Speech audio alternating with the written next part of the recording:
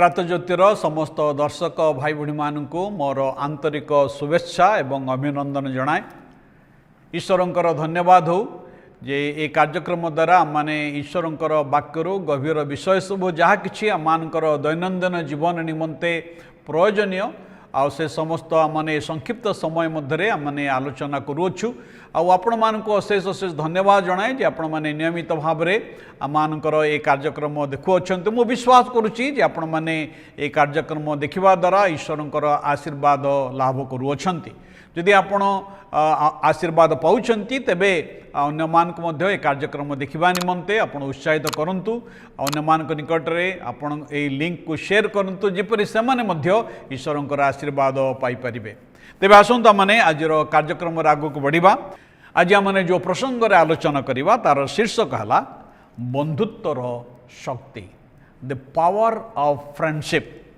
आम समस्तंकर बंधु अछंती, एठी आमे केही नाहु जे आमर केही बंधु नाहांती। आम समस्तंकर बंधु अछंती। आउ बंधु बिना चलिबा जगत रे बहुत कष्टकर। बंधु बिना जीवन निरस हो शुष्क हो। तेणु आम समस्तंकर बंधु अछंती। छोट पिला मानकर बंधु अछंती, बड़ मानकर बंधु अछंती, बुढ़ा बुढ़ी मानकर बंधु अछंती। आम समस्तंकर बंधु अछंती कारण से बंधु मान सहित आमर मनर कथा माने कही थाउ। से बंधु मान सहित आमनकर सुख दुख को बांटी थाउ। से बंधु मान सहित आम समय क्षेपण करि थाउ। एवं से प्रकृत बंधु माने आमनकर संकटर समय केवल आमनक भल समय नुहे, आमनक संकट समय आमर दुखर समय मध्य से माने आम सहित ठिया हुअन्ति। आमे मध्य समान सहित ठिया ही थाउ। तेणु ए बंधुत्वर शक्ति अच्छी। आज आमने ए बंधुत्वर शक्ति विषय किसी आलोचना करिबा। कहीं बंधुत्वर शक्ति अच्छी, कहीं बंधु आवश्यक ना आम बंधु माने आम चरित्र उपरे प्रभाव पकई था। प्रथम कथा भाई बहनी माने मुझे कथा कहवाई चाहे जे आमर चरित्र उपरे से माने प्रभाव पकई था। जड़े व्यक्ति कथा कहले तुमे तुमर बंधु मानकर ना कुह मु तुमर चरित्र कहीदेवी। Tell me your friends and I will tell your character. जेतेबेले आमे आमर जो बंधु मान को आमे मनोनयन करि थाउ, जो मान सहित मिलामिशा करि थाउ, जो मान सहित आमे आलाप आमर भावर आदान प्रदान करि थाउ, आउ से माने आमर भावनारे आम चरित्र उपरे से माने प्रभाव पकई थांती। हितोपदेश तार 27 अध्यायर 17 पद लेखा अछि, जेपरि लुहा लुहा को सतेज करे सेपरि मनुष्य अपना बंधुर मुख सतेज करे। लुहा लुहा को सतेज करे। यथार्थ बंधु आपण को शाणित करि थांती। अर्थात आपणकर टैलेंट्स को, आपणकर गुण को, आपणकर चरित्र को समाने शाणित करि थांती। तेणु ये गोटे आह्वान अच्छी, से माने ये आह्वान दियंती नैतिक भावे पुणी आत्मिक भावे से माने आमान को वृद्धि पाइबारे बा आमानकर जीवन अवनति रे आ से माने आमान को साहाय्य करिथांती। मंद सांग, भूल सांग आपणकर कन्विक्शन, आपणकर विश्वास को निश्चय करिथांती एवं आपण को ए पृथ्वी रे सालिस जीवन आड़ को कढ़ई ना था। ए पृथ्वी रे आपण को एक सालिस जीवन आड़ को कढ़ई नहीं थांती। तेणु प्रथम कथा जे बंधु माने आम चरित्र रे प्रभाव पकई थांती। द्वितीय कथा बंधुत्व आमानकर दिग निर्णय उपरे प्रभाव पकई थाए। आमे को रास्ता रे जीवु, कौन करिवु से उपरे तार इन्फ्लुएंस पड़ी थाए। सितपय प्रथम करंत्य तार 15 पर्वर 33 पद लिखा जाए, भ्रांत न हुओ, कुसंसर्ग शिष्टाचार नष्ट करे। कुसंसर्ग शिष्टाचार नष्ट करे। आपण कहा सहित चलुचंती, कहा सहित कथा होचंती, को स्थान को जाउचंती, आ ताहा आपणकर को बंधु माने अछंती, ता अत्यंत गुरुत्वपूर्ण।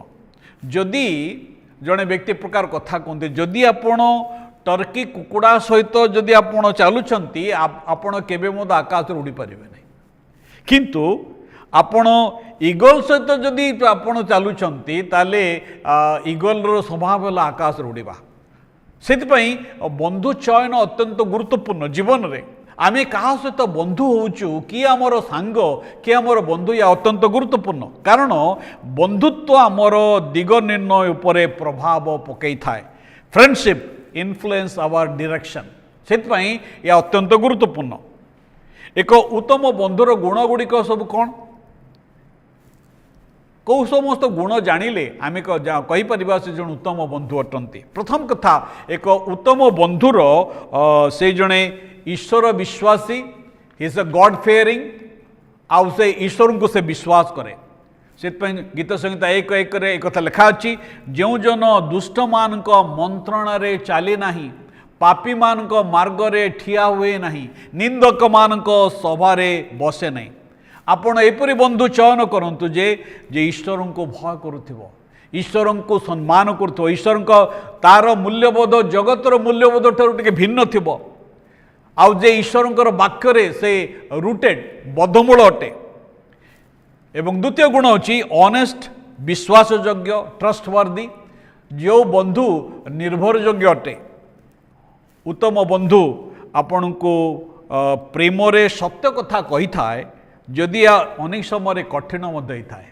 अनेक समय आम से मान सहित सांग पसंद करता जो मैंने आमर भूल को देखी न था भल को मत देखी न था भूल को भी भल कहती भल को भी भल कहती मंद को भी भल कहती आप से प्रकार बंधु मान सहित आम मिलित होगापी आम इच्छा करता किंतु जड़े उत्तम बंधु इज ऑनेस्ट से विश्वासयोग्य से ट्रस्टवर्दी से निर्भरयोग्य एवं तृतीय गुण तांकर होची कष्टकर परिस्थिति रे आउ से विश्वस्त थाए से हितोपदेश तार 17 पद कथा लिखा अच्छी बंधु सबु बेले प्रेम करे पुणी भाई दुर्दशा काल निमंते जात अटे भल समय अनेक सांग माने आम सहित सांग हुंती सेमान को फेयर वेदर फ्रेंड बोली इंग्राजी रे कहा जाए माने भल पाग समय सांग जेतले आम पाखरे किछि थाए किछि पाइबार आशा से रखि थांती आमर सहित से बंधु होती किंतु आउ जेतेबेले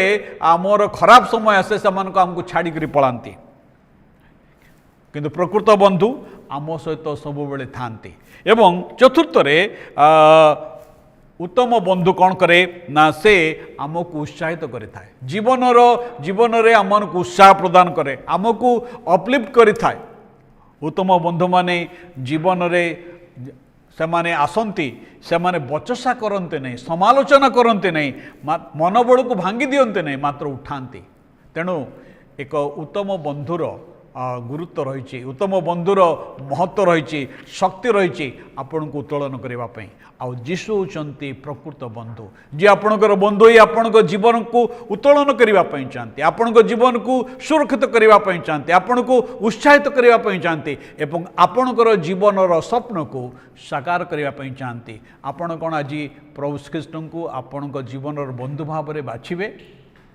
प्रभु आम समस्त आशीर्वाद करंतु धन्यवाद।